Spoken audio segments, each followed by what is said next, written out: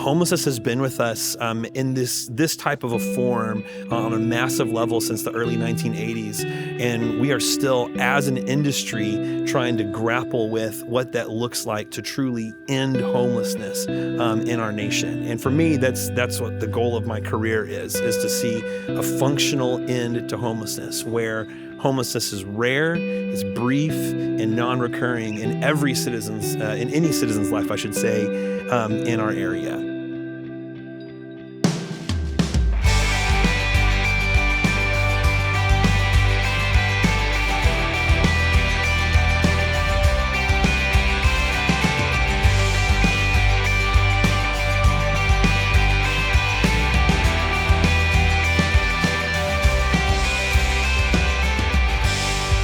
Welcome to a special season of the More Than Sunday podcast, as we're collaborating with Austin Street Center to share stories of homelessness and ways that we can all work together to help people home.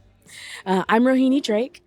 And I am Daniel Roby, the CEO of Austin Street Center. And I'm Dustin Perkins, Senior Director of Client Solutions and Strategy here at Austin Street. And we're on location today for this episode at Austin Street Center. And so you may see and hear some of the sights and sounds of Austin Street in the background. And we're just so grateful, Daniel, for you inviting us to be here in your space. And we're honored to be able to share some of these stories and learn more about homelessness and how we can end it. Well, the pleasure's all ours. We're glad that you're here. Thank you. So in this episode, like we said, Dustin Perkins is joining us. Dustin, in your role here at Austin Street, would you mind sharing a little bit about what day-to-day looks like for you and how long you've been in your position and here at Austin Street? Sure. Yeah, I've been at Austin Street Center now for 7 years. I've been working in homeless services here in Dallas for now a total of 14 years. And here at Austin Street, I'm the Senior Director of Client Solutions and Strategy, which really, boiling down that long title, what that really means is that I work with the programs that help people to move from homelessness to home. And so we work with our outreach programs where we encounter people on the street and try to help them to get into shelter or to get into be housed directly from the streets. We have diversion programs here to try to end people's homelessness as soon as they walk in the door. Our intake to get people beds here in the shelter, as well as orientation in our case management. We call it housing coordination programs in the shelter to try to help folks staying here to move into a home. And then we have a rapid rehousing program as well that helps people follow up with people to help them get housed and then to be followed up with for 1 to 2 years while they try to get stable and try to help their homeless experience be completely in the rearview window. Basically, my role is to help end people's homelessness fast and forever. That's what our goal is. Fantastic. Love that. Dustin, I'm so glad that you're here because, of all the people that I know that have worked in the homelessness space, you're who I look to most of the time and helping to guide, what programs we need to start, what we need to stop, and what we need to do differently. So grateful for our partnership these past several years. And part of this podcast, too, is to talk about kind of the myths around homelessness. And I'm really curious for you to share, because we never talked about this, how your perception has changed over the years as you've been working in this space for so long, and then several different environments, right? Housing, shelter. You've done different things over the course of your career, and we could get a lot of value from hearing about how that perception has changed. Yeah, I think I started off working in mental health care. I started off working in mental health services in 2004. And so I've worked with people in deep poverty and experiencing severe mental illness. And then as a part of that organization, I also did homeless services there. And so I feel like my perception of homelessness has changed from looking at an individualized level of homelessness and understanding the different stories of the hundreds and thousands of people that I've encountered over these years and understanding what are the commonalities between those stories and understanding that poverty plus crisis minus social support is what equals homelessness on the individual level, to beginning to understand a whole lot more about what systemically causes homelessness on a regional and even national level. Homelessness has been with us in this type of a form on a massive level since the early 1980s, and we are still, as an industry, trying to grapple with what that looks like to truly end homelessness in our nation. And for me, that's what the goal of my career is to see a functional end to homelessness, where homelessness is rare, it's brief, and non-recurring in any citizen's life, I should say, in our area. And so I certainly have fallen captive to many of the myths of homelessness, because I once was a member of the general public who just saw what I saw on TV or what I heard from a local politician or a national politician in regards to homelessness. But being in this space has definitely taught me several different things. I mean, number one, sometimes there's a sense, especially in smaller areas, that people experiencing homelessness migrate to where there are resources. And so a lot of times I do a lot of work in a local suburb right next door to Dallas as well. And a prevalent myth there is that people are homeless in the suburbs because people are leaving the city center and moving to the suburbs because it's just nicer to live there. But we're not finding that to be the truth at all. In fact, people experiencing homelessness rarely migrate. In a recent study of the continuum of cares all around the state of Texas, they found that 95% of people experiencing homelessness stayed in the same metropolitan area for the entirety of their time experiencing homelessness. They didn't go from Dallas to Houston, Houston to Dallas, Houston to Austin. They didn't do that. They stay right in that same area. We found, I helped to run the inclement weather shelter in Irving, Texas, and one place and what we found there is that 88% of the people who come there when it's really, really cold are long-term Irvingites. They have lived there their whole lives. That's why they're coming to shelter in Irving and not coming to shelter in Dallas, because Irving is their home. And that's what we find in Dallas. That's what we find all around the place too. Homelessness is not migratory, which makes a lot of sense. Moving is hard. Moving is expensive. None of us like to move. And imagine if you're a person with significantly fewer resources. Well, of course you're not going to move because you can't. And so we find that is definitely a myth that has been debunked. Also, the rates of mental illness and substance use. A lot of people, if you go to them and say, hey, what do you think causes homelessness in the public? That's what we always hear: mental illness and substance use. But the reality is, what we're finding is that somewhere around only 40% of people actually self-report either or both of those conditions. And that really, it's not a reliable predictor of people being homeless. There are 17 million alcoholics in the United States, but there are nowhere near that many people experiencing homelessness. There are major depression is experienced by 25% of the United States population, which is somewhere around 50 million people or something like that. But there's nowhere near that many people experiencing homelessness. So those things are definitely not reliable predictors of homelessness. Also, what we find too is that it's really not that those things cause homelessness, but sometimes homelessness can cause those things, right? Because homelessness is traumatic. It's a very difficult situation to live in. And the longer you live in that, it gives rise to incredible stressful and trauma-related conditions such as mental illness or substance use disorders.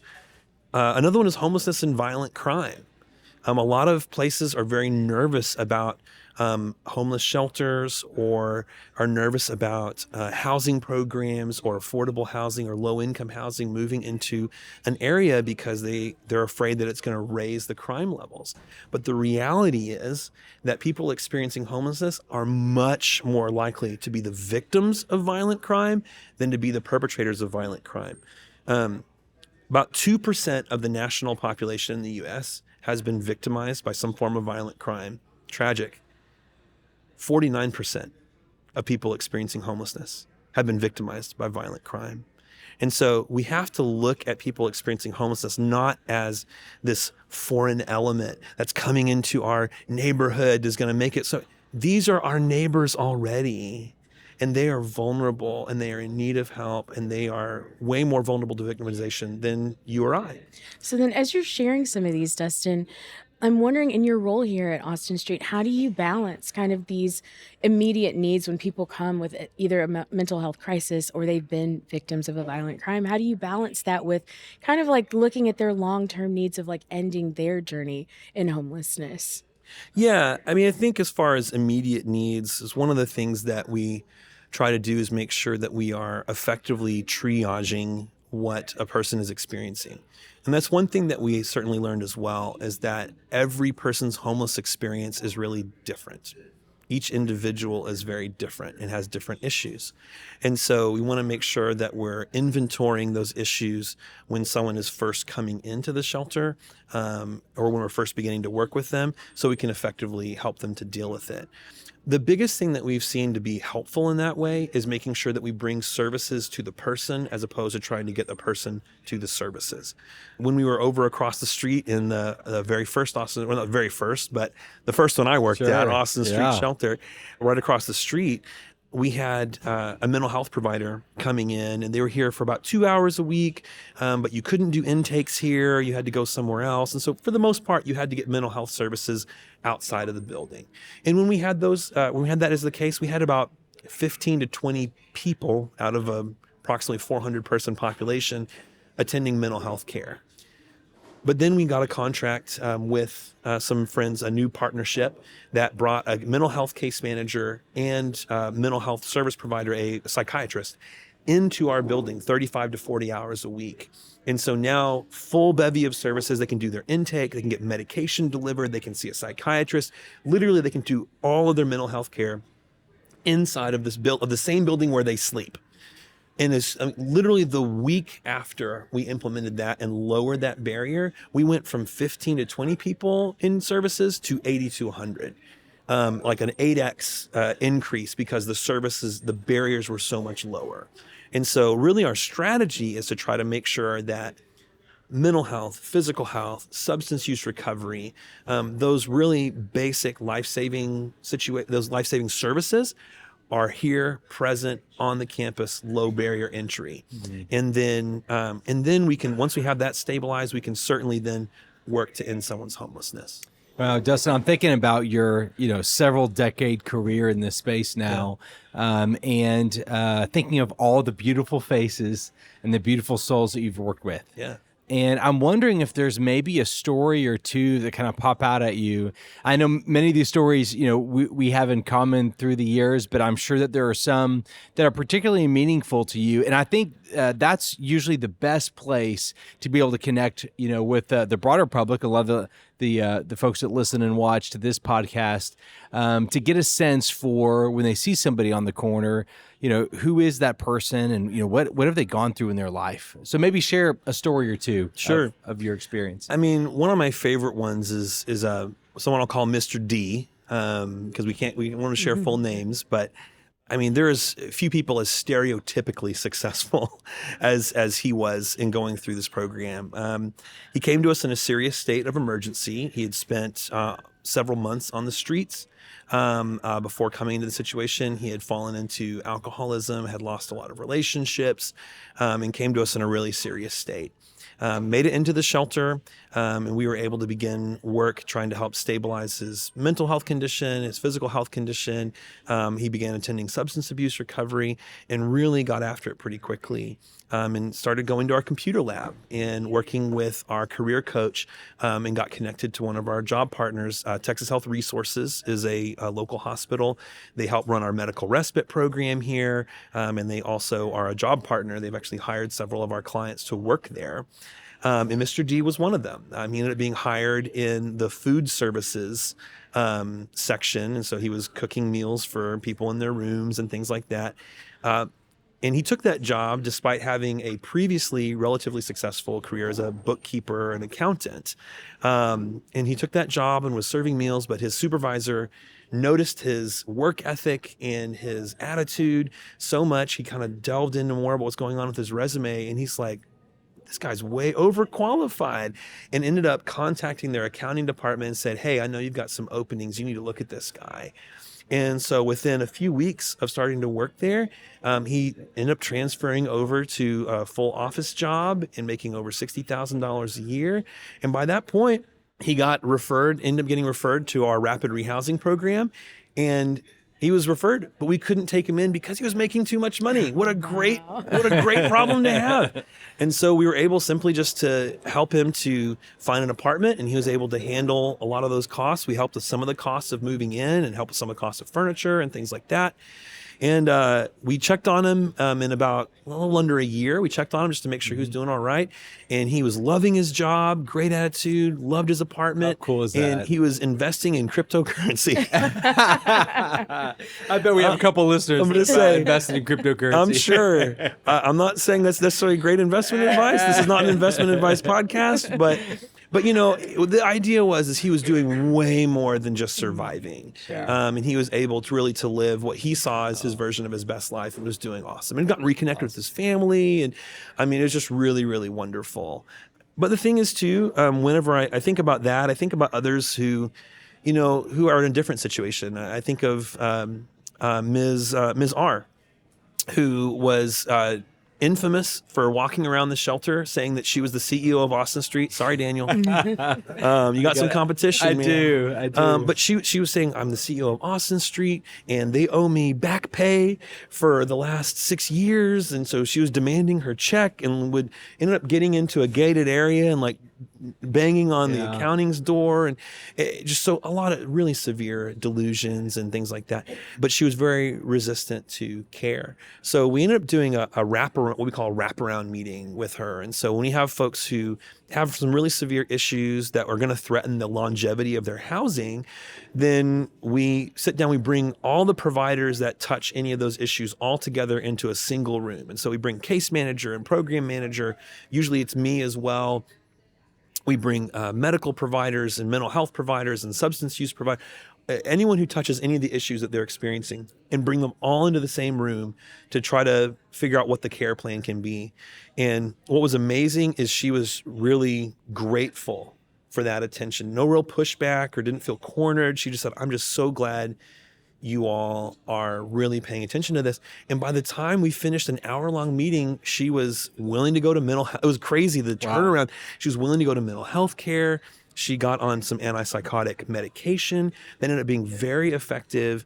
And within a month, she was able to move out of here into her own apartment. And now she's employable. Yeah. And no longer walking around in delusion, but really clear-minded and clear-headed. I think it's so important for people to understand that what seems impossible actually is possible. Yeah, sure. When we see that person who's wandering around and talking to themselves or whatever, that like we have seen consistently, and that was a great story to explain that people do go from unsheltered homelessness, transition back into the community successfully. Absolutely. Yeah, no, that's fascinating, and it's fascinating to hear kind of like the holistic approach to being able to provide care for the clients here, that it involves so many facets of what you're able to offer here at Austin Street Center.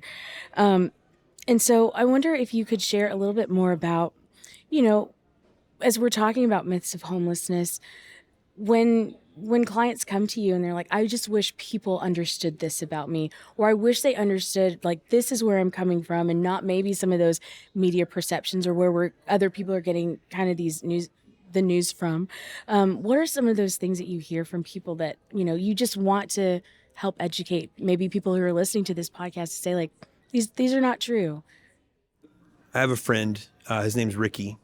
And Ricky is a person who he worked for a living, and he went to job every day and drove his car to his job as a manufacturing job. And he would drive by a panhandler on his way to work. And he would yell out the car window, just get a job. He'd scream at him and yell at him. He said, I hated that guy. And so Ricky would then go to work. And he did that every day, screamed at this panhandler.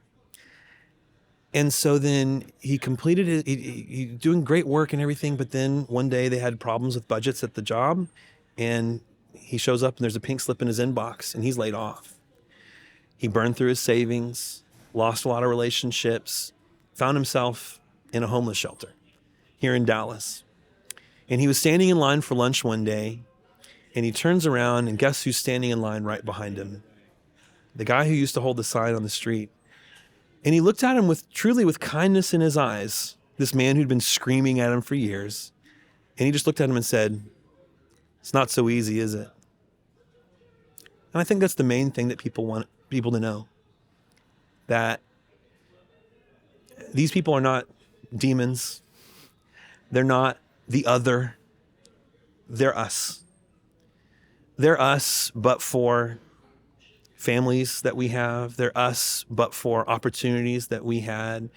They're us, but for the lack of tragedy that's been in our lives. They're us. And so that's number one. I think number two is that I still remember when I said these words one time that one of our clients just broke down in ugly cry tears. And it was when I said the words, "Housing is a human right." The truth is that homelessness, people think it's caused by all sorts of things. They think it may be caused by warm weather or by availability of resources and public assistance, or if your city is controlled by this party or that party. There's all these different things that are out there. But the reality is that there's only one thing that predicts whether homelessness is going to be prevalent in your area. One thing, and that is the availability of affordable housing. That's it. When there is a lower availability of affordable housing, when there's a lack of affordable housing, homelessness is high. When there's more affordable housing, homelessness is lower. Period. Homelessness is a housing problem. And if you want to know the major thing, the one thing that I've learned over 14 years of doing this business, it's that if we want to end homelessness, we have got to fix housing. Housing has, the cost of housing has outpaced wages, benefits by a massive amount for decades. And the regulations around development, the restrictions that have been put into place to cause us not to be able to develop or to increase housing stock, those things are by far the greatest exacerbators of homelessness. Whenever homelessness increases, unfortunately, a lot of fingers end up getting pointed at the homeless response system. And to me, that's just like a shooting happening in a neighborhood and blaming the EMTs. The reality is we have to look at the conditions that create the opportunities for a social injustice, a massive injustice like homelessness to be created, and it's the lack of affordable housing. In Dallas, a fair market one bedroom price in 2015 was $728. This year, it's $1,500. Our rents have doubled. Our wages have not. And so people are finding themselves more and more on the edge. Housing is not just for people who are disabled or who don't want to work or any of those things. This for first responders and teachers and police officers and social servants who they can't afford their rents either. And they're going to find themselves darkening the door of a place like Austin Street Center and possibly not being able to get in. Good people who are our neighbors can't get in every single day because our housing is simply becoming unaffordable. There's lots of ways around that, lots of ways to deal with that. But that is the main thing that I have certainly learned. The Government Accountability Office found that for every $100 increase in median rent in a city, homelessness increases by 9%. And that's really the biggest thing we've got to work together to deal with. And I'm thinking about what our rent increases have been like, here in Dallas, because they've been a lot more than $100. Something else, and by the way, I've got to say, I love that, and I've heard you say it before, right? So often we try to figure out, what are we not doing correctly? We're in homelessness, and certainly there's a lot of ways that we can improve. But again, you're watching a shooting happen, blaming the EMTs, and the truth is, we need to address, things at a more systemic level. Let me go back to something else, because I was thinking about the course of our, it's almost 10 years now that we've known each other, work together. And in that time, we have created collaborative programs together. And pulled different partners to try to make things happen. We've designed and built a new shelter for people to move into that has, hundreds of more beds, for people. We have open inclement weather shelters together where we've sheltered, literally thousands of people, even just a few weeks ago. And thinking about all these different experiences, can you highlight or describe maybe a challenging situation that the team at Austin Street has navigated successfully? Can you highlight the extraordinary resilience that the people that work here have? And I've seen it in your life and so many other team members here. And I want the rest of the community to know, what our frontline staff go through and how they make the impossible possible. When I think about a single episode of resilience, I think about the 3 years that we had to deal with COVID. And especially thinking back to March of 2020, we get the word, what was it, 1 or 2 days ahead that, hey, like this is coming on Monday. I think it was March 15th, something like that. But we knew that there was these shelter-in-place orders were going in place, and we knew that at the time we were a night-by-night shelter, and what that meant was we had people lining up outside our door from 9 a.m. until 2 to 4 p.m. And coming in. A majority of our shelter would come in at night and then would leave out the next morning, and that same cycle every day. And at that point, like, because of the danger of infectious disease transmission, like, we could no longer do that model. We had planned to transition away from that model in about, 2 years, and we had to do it in about 2 days. And so we completely changed our sheltering model over a weekend. And truly, for every person here at Austin Street, job descriptions essentially were out the window. Yeah. I mean, the CEO is serving meals like almost every day. Yeah. Case managers are answering phones. Everybody was doing a little bit of everything all over the place. And I remember when we first started, we were talking to who's now our HR director, and she was like, we're going to lose half the team. Like, this is just too stressful. I mean, the other thing is too, keep in mind, a lot of the world is going to work from home. We can't work from home. Our clients are here. We can't operate this remotely. And so our team is coming into work every day to work amongst Hundreds of people. Hundreds of people. And they're doing that in the midst of one of the scariest pandemics that certainly we've seen within our lifetime. And so just to see how each team member was just, whatever you need, man, whatever you need, boss, let's get this done. And that they continued to house people, that they continued to drive people to appointments, and they continued to take care of our clients and retrofit vans and wear the masks and go to virtual meetings in offices like literally sitting across from each other. And I mean, just doing all the bizarre things that we had to do in order to handle COVID-19. But to do that and still to make our mark on ending homelessness with a smile on their face. This team banded together like crazy. It was a crazy time. People were working different schedules too. They'd signed up to work, 9 to 5 or 8 to 4, and they're working nights and they're working weekends. And at the drop of a hat, we're changing our schedules. I mean, just to say everything was completely in flux was the absolute truth. So to me, I think that was the biggest thing. And then true to weather the immense social impact that the pandemic had on housing. Again, affordable housing.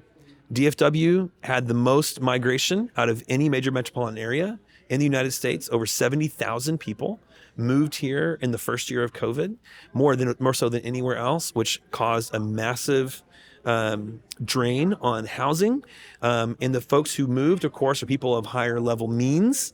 And so the folks with higher means move here, willing to pay higher rents. Rents are skyrocketing. No one's building housing. Huge building shortage because there's a building supply shortage due to supply chain losses. Rents are skyrocketing during that period too. So just to deal with the personal and systemic effects of COVID was just absolutely astounding for the people who are with us through that long haul. Well, Dustin, I just want to thank you for sharing that and sharing about the resiliency of your team here at Austin Street. It's part of the reason we wanted to be here and collaborate with Austin Street for this podcast season, to hear more of these stories, to learn more about your team and just the impact that you're having in this community. So thank you so much for sharing with us and just spending the time with us to talk about all of these things. It's my pleasure. And thank you all for listening. And we hope that you join us again next week for a brand new episode with Daniel and 2 special guests who'll be joining us for that episode. And if you want to have any of the resources or ways that you can get more information about Austin Street Center and how you maybe could connect or even volunteer here, you can visit fumcr.com/morethansunday, and we will link straight to their site so you can find out more information about anything that was mentioned today. Thanks again for listening. I hope you have a great day.